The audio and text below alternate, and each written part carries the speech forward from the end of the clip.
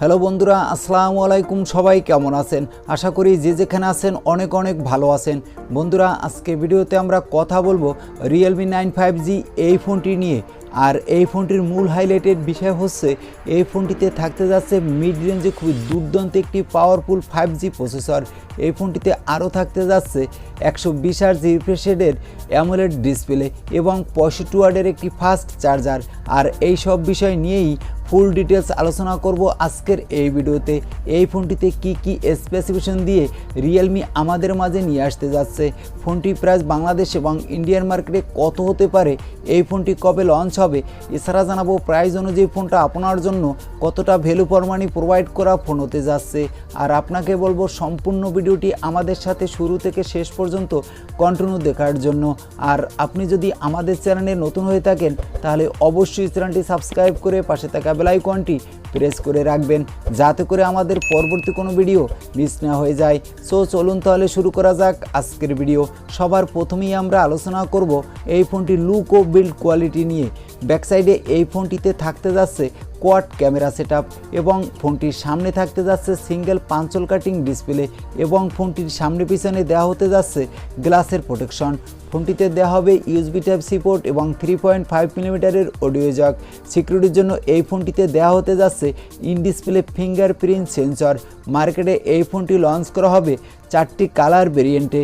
তো ফোনটির লুক ও build quality আমার কাছে মনে হয়েছে এক কথায় দুর্দান্ত হতে যাচ্ছে।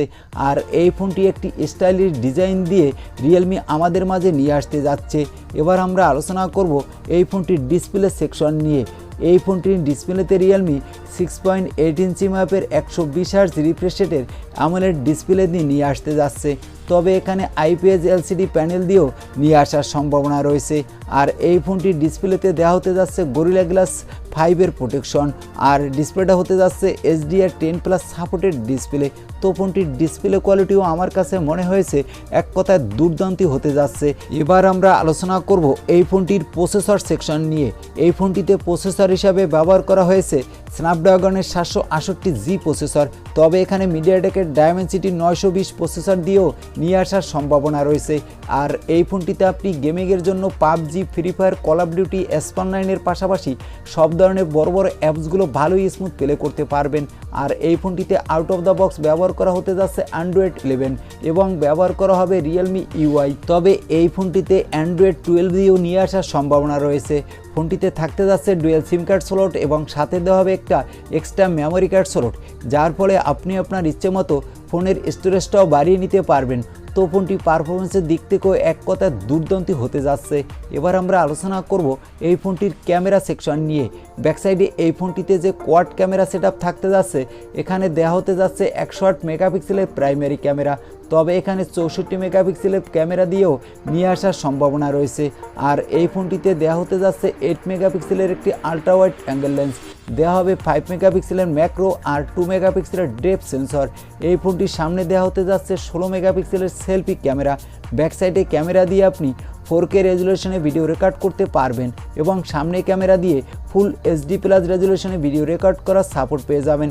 এছাড়া এই ফোনটিতে আপনি আরও পেয়ে যাবেন সুপার নাইটস্কোপ মোড, পেয়ে যাবেন super slow motion video record করার সাপোর্ট এবং সুপার ম্যাক্রো শট মোড। তো ফোনটির ক্যামেরা কোয়ালিটিও আমার কাছে মনে হয়েছে এক কথায় দুর্দান্ত হতে যাচ্ছে। আর এই ফোনটির সামনে পিছনে দেওয়া হতে যাচ্ছে OIS, যাতে করে আপনি নড়াচড়া করা অবস্থায়ও ভালোই স্টাফিজ ভিডিও রেকর্ড করতে পারবেন। আর ফোনটি মার্কেটে লঞ্চ করা হবে 3টি RAM-ROM ভেরিয়েন্টে, যার বেস ভেরিয়েন্ট হলো 4128GB আর টপ ভেরিয়েন্ট হলো 8128GB। এবার আমরা আলোচনা করব এই ফোনটির ব্যাটারি সেকশন নিয়ে।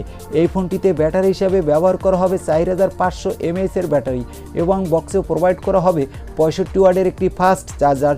এবার আসা যাক এই ফোনটি প্রাইস কত হতে পারে এই নিয়ে।